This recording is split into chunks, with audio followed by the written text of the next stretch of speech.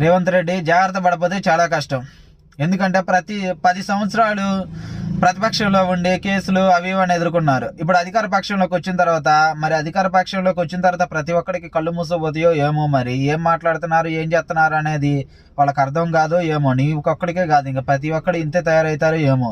ఏందనంటే ఈ మధ్య నువ్వు ఆడే అబద్ధాలు ప్రజలు గమనిస్తూ ఉన్నారు. ఏంటంటే కేటీఆర్కి సవాల్ చేస్తూ ఉంటావు, కేటీఆర్కి కానీ మిగతా పార్టీలు అన్నిటికీ సవాల్ చేస్తూ ఉంటావు. ఏది బహిరంగ సభల్లో రెచ్చగొట్టే విధంగా. వాళ్ళు సవాలుకు స్వీకరించి వాళ్ళు ఎత్తేనేమో నేను సవాల్ చేయలేదు, ఇది సూచన చేసినానని అబద్ధాలు మాట్లాడిను. ఈ అబద్ధాలు అనేది ప్రజలు గమనిస్తున్నారు.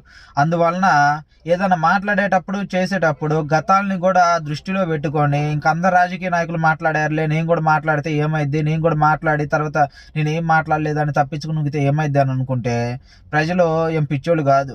వాళ్ళు ఎలక్షన్ వచ్చినప్పుడు సమాధానం చెప్తారు. అందువలన జాగ్రత్త పడితే మంచిది రేవంత్ రెడ్డి. లేదనంటే ప్రజలకి అధికారం మార్చడం పెద్ద కష్టమేం కాదు.